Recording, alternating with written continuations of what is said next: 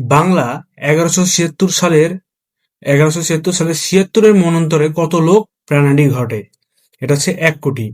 বাংলাদেশের দীর্ঘতম গাছের নাম কি? এটা হচ্ছে বৈলাম। WHO কত সালে প্রতিষ্ঠিত হয়?